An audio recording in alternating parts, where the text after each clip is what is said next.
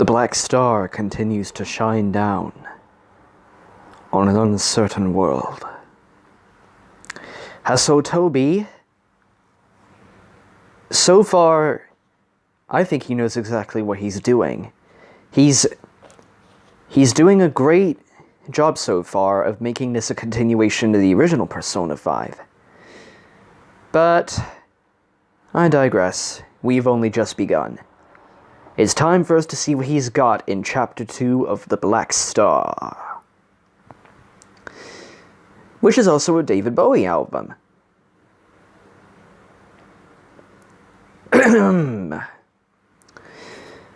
Cafe LeBlanc's basic menu of coffee and curry hadn't changed since the day of its establishment, and over the years, the smell of it had seemingly insinuated itself right into the building's planks.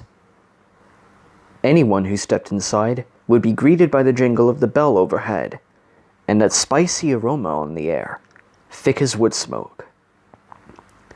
You could sink into that scent like a warm pillow. It went some way to explaining how Sojiro maintained such a dedicated clientele, despite making absolutely no effort whatsoever to attract customers. It had been some time since Makoto had come to the cafe, so when she stepped in and saw Sojiro at the counter, she had to resist the urge to shut her eyes and inhale deep. Sai tried her best, but her coffee usually fell somewhere between tolerable and tire fire in a mug. Sai makes coffee? Interesting. "Afternoon," said Sojiro, raising his cup. "Long time no see." He was still skinny as ever, and his goatee was still neatly trimmed. His glasses glinted in the dying sunlight that leaked through the open door. He hadn't changed much in the last year, despite all he'd been through. A few more crow's feet, maybe. He was one of those people who didn't age so much as harden up. Closer to evening, really. She shut the door behind her before too much of the heat went out. It's getting dark earlier and earlier. I know the feeling. That does happen when winter rolls around. "It tends to do that, yeah." "Am I the last one in?" "You are, but not by much. Haru just got here about 15 minutes ago. University's really keeping you busy, huh?" "It's nothing I'm not used to," said Makoto, "and Sai's been way less stressed. That helps." I bet." He sipped his coffee. The same slightly faded upholstery, the same dingy CRT in the corner. Makoto gripped the chair nearest the exit and gave it a quick shake. Its one leg was as loose as the day she'd first come here. LeBlanc was less of a business, and more Sojiro's private fortress against the march of time. Sometimes she thought the whole of Tokyo could blow over, and this place would remain standing. That would be epic. "So how's Futaba?" she asked quietly.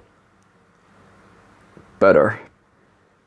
She was shaken up pretty bad at first, but last night she got in touch with Akira, and that perked her up some. Wouldn't have minded if he'd given me a call while he was at it. Haven't heard from him in a bit." "Well, I'm glad that they stay in touch." "Yeah. The kid's a smart-ass, but he has a way with people. I'll give him that." He set down his cup.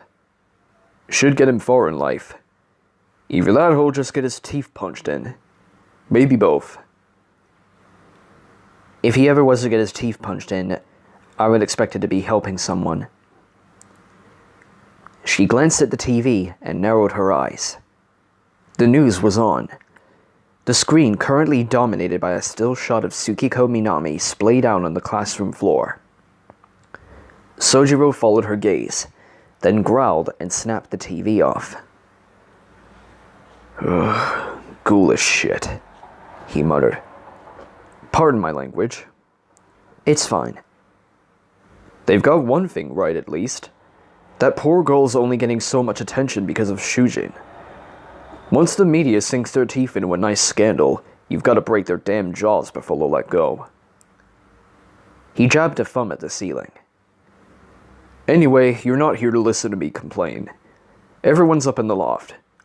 Don't worry about the noise. I'm closed for the evening. Thanks, Mr. Sakura. It's boss. We've been over this. She smiled. Right. I take it that this story will hopefully feature the confidants. I mean, well, it does feature the confidants in some capacity. So, as I mentioned before in my previous video, all I've actually read about this story is like the ending and a bit of the end game, and on TV Tropes, where that was basically spoiled for me, but I'm reading it myself so that I can get the authentic experience and share it with you guys. So, yeah. I do apologize that this isn't really a first blind read-through. I really need to take a break from TV Tropes, or just do my best to stop entirely. It's gonna end up spoiling great fanfic stories I could be covering on Let's Read for me. But don't worry, I'm still gonna read this all the way, and I'm gonna share it with you guys. So, let's keep going. I'm just gonna wash a few dishes and then head out. Lock up when you're done. She dropped her bag in one of the booths and climbed the stairs. She was prepared for the inevitable noise, but still cringed at Ryuji's greeting. Woo! Hey, look who finally showed up. I have the mic on my shirt while I'm recording, so if I do get a bit loud with Ryuji, I'm gonna try and make it so that it doesn't blow up the mic. Keep it down, you idiot! What? Boss said it was okay. That doesn't mean you go yelling your head off every time someone comes up the... I rather like it when he shouts, honestly. It's nostalgic. Yes. I believe we have all established at this point that restraint is not one of Sakamoto's intrinsic qualities. The hell? When you learn how to dunk on people, Yusuke? Inari consults with me often. Under my tutelage, he has studied the art of the dunk. He is a slow learner, but an eager one. Not at all. We do speak, but only because Futaba occasionally texts me late at night, asking me to draw her favorite video game protagonists in romantic situations. It's a fine diversion, but one more word and I'll drop you where you stand. Nice to meet all of you too, Makoto said dryly. Yep, Futaba's back. And so is Makoto, Ryuji, On, Yusuke, and Haru. Don't forget Haru. The group was sprawled out around Akira's former bedroom, which, aside from the absence of knickknacks, didn't look much different than the way he'd left. His crummy secondhand CRT and game consoles were still here, and his desk drawer still contained most of the tools he'd used to fashion his lockpicks during their Phantom Thief days. Futaba was perched at the edge of the bed, Yusuke standing primly in the corner, Haru sitting cross-legged on the desk chair. On and Ryuji were on opposite ends of the sofa, still quietly bickering. Out of all of them, only Ryuji had noticeably changed. He'd started to let the dye grow out of his hair, and the blackening roots now gave his scalp the appearance of a bumblebee's backside. That's always how I'd imagined Ryuji looking like after the events of Persona 5, or perhaps Persona 5 Scramble. If there's a bit of problems with the mic, I deeply apologize. I'm trying to adjust it so that my chin isn't touching the top of it while I'm recording. Alright, here we go. Makoto leaned up against the stairs railing. How long's it been since we all got together like this anyway? Last April? Nah, not that long, said Ryuji. Was it that long? It wasn't that long, An said. There was Yusuke's exhibition, and that buffet Haru invited us to. Oh jeez, how did I forget that? Okumura VIPs. Try giving us the stink eye now, you Richie Rich douchebags. Did I mention that this fic is going to contain swearing in it? And that most of the swearing would come from Ryuji? I'll make sure to invite you all again if there's another one, said Haru.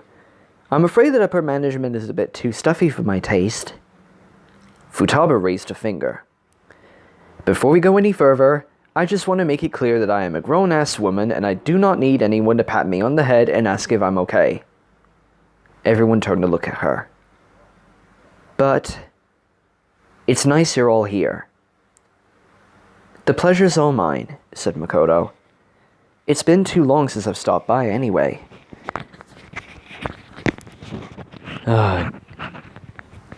God, I miss these guys already. And I'm still playing through Persona 5 Royal. Indeed. The Sayuri's gaze has grown lonesome without our patronage. I know that I'd be upset if I was in your shoes, Futaba, An said quietly. I could hear the commotion all the way from our classroom. Hell, everyone could. I thought there'd been a bomb threat or something, Ryuji said. Would have kind of preferred that, honestly. And what you said before about those chains, Yusuke said. Most disquieting. Futaba shook her head. I'm like 75% of the way to convincing myself I was seeing things. We all saw the cognitive world fall apart, after all. Maybe it was just a trauma flashback or something. At least that, what I want to think. Yeah, no kidding. We shot a friggin' god in the head, and suddenly it's like, whoops, sorry, guess it didn't take. Ryuji sprawled out in his seat. Just gotta hope she wakes up soon. I'm poking around online for similar cases in the meantime, but this paranoia syndrome thing's a lot of smoke and no fire so far. All the other video clips are just people falling over, basically. And I don't see any chains on them. Makoto thought of the TV downstairs, frozen on Tsukiko's contorted body. Maybe we should change the subject. Here, said An. We need to turn this into a positive experience. Let's go somewhere. Let's do something. But what though? Ain't like we can just rent out Destinyland to ourselves for another night. I could make that happen if you like, Haru said brightly. For real? Sure, she smiled. People owe me favors. No one pried any further. One thing they'd all learned about Haru was that she was a very sweet girl with a habit of making innocuous statements that had a lot of unsettling questions coiled underneath. In the silence, they heard the clatter of crockery as Sojiro finished washing up. He then apparently took a phone call. This is Sojiro. Oh, how's it going? What? No, it's fine. Closed up shop over an hour ago. Let's file Destinyland away as Plan B, said Makoto. It's getting too cold anyway. If we could find the time in our schedules, a hot springs resort may be appropriate for the season, Yusuke said. Perhaps somewhere in the mountains. A bit of time away from city life does wonders to revitalize the spirit. Not to mention all those landscapes you'd be painting, right? An said. Well, yes, of course.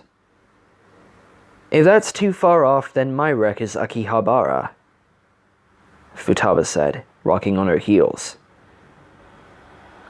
Don't you go there all the time anyway, huh, Futaba? Haru asked. Yeah, but it's better with friends. Makoto shook her head. Looks like they're gonna need a bit more time to agree on this. Maybe someone should be writing all this down. What? All of them started. Sojiro's shout had been loud enough to make their hearts skip a beat. And in the intervening silence, they still heard him speaking, a fierce and panicked mutter. Sojiro? Futaba clambered off the bed and down the stairs. Sojiro, what is it?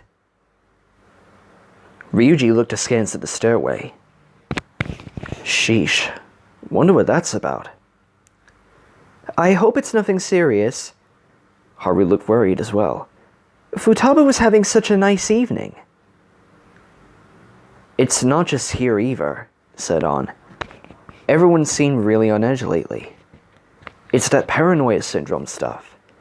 Like, I know Futaba said it wasn't anything to worry about, but if what she saw was real, then shouldn't we be thinking of a way to stop it? Makoto sighed. Mementos is gone, Morgana isn't here, and we don't even have the metanav anymore. Where would we start? I get what you're saying, but... No, I know where you're coming from. But the fact is, we gave up that life willingly. It's just not our problem anymore. Everyone flinched again as the voices downstairs spiked, Futaba crying, Why won't you tell me what's wrong? Oh, I really don't like hearing them fight, On whispered. What could they be talking about? Haru fidgeted with the front of her sweater. I almost want to go down there myself, but... 50 says the Sojiro has found out about Akira. She was cut off by a sound that made all their hair stand on end. Somewhere between a gasp and a wail, rising high and then cut short. There was no hope in it.